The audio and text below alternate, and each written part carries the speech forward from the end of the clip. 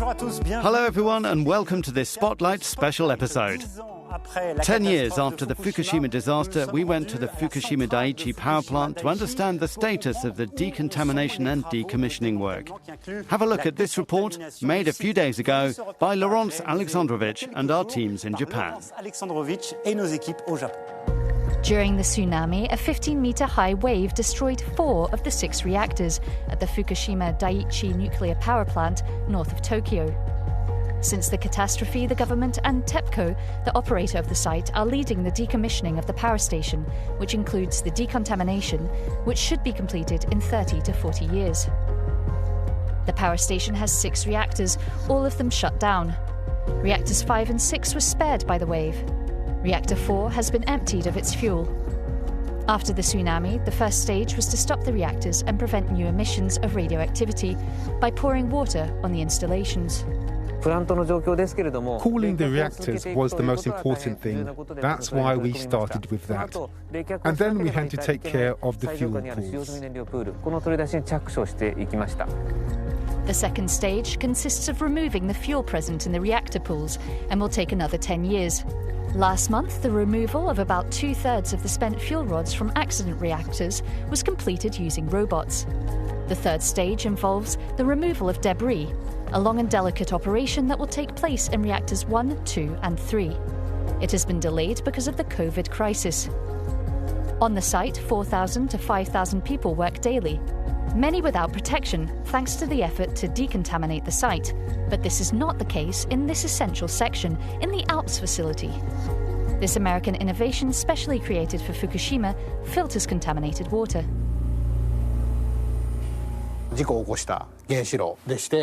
Here, the damaged reactor contains molten fuel and it has to be cooled permanently, so we pour water on it. The contaminated water that comes out is absorbed by a pump and is sent to this Alps system, and the radiation is practically removed except for the tritium, to be finally stored in tanks.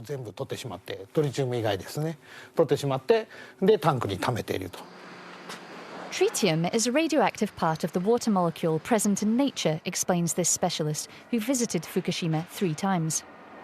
Tritium does not accumulate in the human body because it has a very short half-life. You take it up and then you excrete it again. Tritium generally is the least of the problems. The treated water is then stored in 1,000 tanks containing 1.24 million meter cubes of water. But these tanks will be full in 2022. Therefore, this water will have to be drained, and 2 plans have been proposed: releasing it into the air or discharging it into the sea. The solutions worry local fishermen and farmers, who fear their products will once again gain a bad reputation and sales will suffer.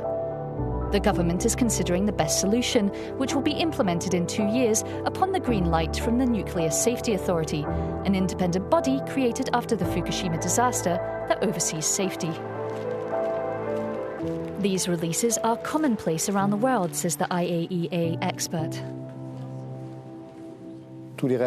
All nuclear reactors are authorized to release small quantities of radioactivity into the water and into the air. All this is subject to regulatory control. According to the experts, this accident is without common measure with Chernobyl.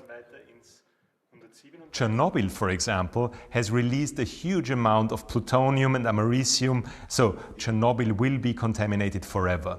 Fukushima is a completely different story, because what Fukushima released is basically radioactive cesium. The cesium-137 has a half-life of 30 years. Since the disaster, Japan has changed its safety standards for its nuclear power plants and is now sharing its experience with the world. According to experts from the IAEA, the International Atomic Energy Agency, who last visited the site last year, the methods, analyses and measurements of radioactivity are reliable. You'll find the interview of one of these experts on Euronews.com. Thanks for being with us on Spotlight.